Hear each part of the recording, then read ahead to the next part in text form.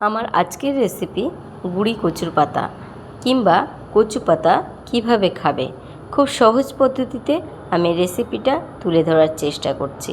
তো আমি যেভাবে কচু পাতা খাই রান্না করে, আমি সেই রেসিপিটাই প্রত্যেকের সামনে তুলে ধরার চেষ্টা করছি। তো আর আমার এখানে ভয়েস দেওয়ার সময় যথেষ্ট গাড়ি কিংবা প্লেনের আওয়াজ হয়, প্রত্যেকে একটু অ্যাডজাস্ট করে নিও।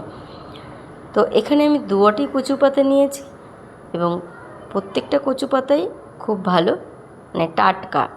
প্রত্যেকটা পাতা কিন্তু ভেতরের মোড়ানো পাতা, আর এই ভেতরের মোড়ানো পাতাটাই খুব ভালো টেস্ট হয়। তো এই কচু পাতায় কিন্তু আর কোনো কিছু ফেলতেও লাগে না, যেমন আছে জাস্ট মাথার থেকে একটুখানি আমি কেটে নেব। এই যে একটু কষকষ ভাব দেখা যাচ্ছে, সেই অংশটাই কেটে বাদ দেব। এইবারে পাতাগুলোকে একটা একটা করে আমি খুলে প্রত্যেকটা পাতাগুলোকে বেছে নেব, কারণ অনেক সময় এই পাতার ভিতরে পোকামাকড় থাকতে পারে। তো তার জন্য ঠিক এইভাবে প্রত্যেকটা পাতা এইভাবে খুলে খুলে একটু ভালো করে বেছে পরিষ্কার করে নিতে হবে। আর যারা কচু কাটলে যাদের হাতটা চুলকায়, তারা কচু কাটার পরে অবশ্যই একটু হাতে নুন এবং সর্ষের তেল মেখে আগুনে হালকা করে হাতটা একটু সেঁকে নিতে পারো, তাহলে কিন্তু চুলকানি বন্ধ হয়ে যায়। তো আমার সমস্ত কচু শাকগুলো বেছে নেওয়া হয়ে গেছে। এবারে কেটে নেওয়ার আগে খুব ভালো করে আমি ধুয়ে নেব।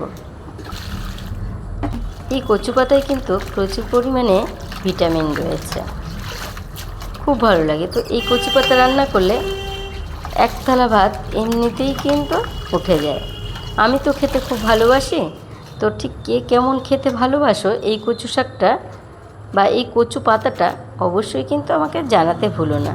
তো ধুয়ে নেওয়ার পরে ঠিক এইভাবে ছোট ছোট করে কেটে নিতে হবে, কারণ কেটে নিয়ে ধুতে গেলে হাতটা একটু চুলকানির পরিমাণ বেশিই হতে পারে। তো এখানে নিচ্ছি চেরা কাঁচা লঙ্কা, বেশ কিছুটা একটু রসুনের পরিমাণটাও একটু বেশি দেবে। রসুনগুলোকে থেতো করে নিতে হবে, তবে লঙ্কাটাও আমি বেশি দিয়েছি। কেউ যদি এতটা লঙ্কা না পারো তাহলে অবশ্যই দেবে না, তাহলে কিন্তু খেতে পারবে না। তো নিয়েছি সর্ষের তেলটাকে ভালো করে গরম হয়ে গেলে দিয়ে দেবো থেতো করা রসুনগুলো একটুখানি মোটামুটি করে ভেজে নিতে হবে, একটু সামান্য ব্রাউন কালার আসা পর্যন্ত। খুব সামান্য একটু লবণ দিয়ে দিচ্ছি, যেহেতু লঙ্কা দেবো। লঙ্কা দেওয়ার আগে অবশ্যই একটু লবণ দিয়ে দিলে, তাহলে লঙ্কা ফেটে কিন্তু সাধারণত গায়ে আসে না। তো লঙ্কাটাও একটুখানি ভাজা হয়ে গেলেও আমি কচু শাকটা আবারও দিয়ে দিচ্ছি। কচু শাকটা দিয়ে একটু উল্টে পাল্টে আমি দিয়ে দেবো পরিমাণ মতন লবণ আর হলুদ। তবে এই রান্নাটা করতে কিন্তু তেমন কোনো কিছুর প্রয়োজনই হয় না। লবণ আর হলুদ দিয়ে ভালো করে মিশিয়ে নিয়ে আমি কিছুক্ষণের জন্য ঢাকা দেব। ঢাকা দিয়ে আমি এখানে কিন্তু কোনো জল কোনো কিছু ব্যবহার করছি না। আমি ঢাকা দেওয়ার পরে এর থেকে যে জলটা বের হবে, সেই জলেই কিন্তু কচু পাতাটা সেদ্ধ হয়ে যাবে।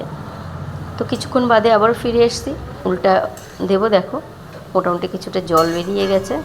এই অবস্থায় কিন্তু 50%-এর বেশি কচু পাতাটা সেদ্ধ হয়ে গেছে। তো আমি আবারও কিছুক্ষণের জন্য ঢাকা দিয়ে দিলাম। এইবারে দেখো দ্বিতীয়বার যখন এসেছি, তখন কিন্তু ভেতরের জলটা একদম শুকিয়ে গেছে, কোনো কিছু আর একদমই জল নেই। তো এবারে নরমও হয়ে গেছে পুরো। আমি এবারে আস্তে আস্তে ঘেঁটে দেবো, খুন্তি দিয়ে ঠিক এরকম ঘেঁটে দিতে হবে। তবে অবশ্যই কচু পাতা যখন রান্না করবে একটা জিনিস খেয়াল রাখবে, যে রসটা যেন না থাকে, তাহলে রসটা থাকলে গলাটা ধরতে পারে। তো দেখো এরকম ভালো করে এরকম ঘেঁটে দিয়ে এইভাবে আস্তে আস্তে যখন পাকিয়ে যাবে, ঠিক তখনই কিন্তু রান্নাটা পুরো রেডি হয়ে যাবে। আমার পুরো রান্নাটা পুরো শেষ পর্যায়ে হয়ে গেছে, একদম রস নেই। রস থাকলে একটু চুলকানির ভয় থাকে, তো এরকম রসটা নিয়ে নেবে। তো এই ছিল আজকে আমার ভিডিওটা কেমন লাগলো? ভিডিওটা যদি ভালো লাগে অবশ্যই লাইক কমেন্ট শেয়ার করে পাশে থাকবেন। পরবর্তীতে আবার দেখা হবে অন্য কোনো ভিডিওর সঙ্গে।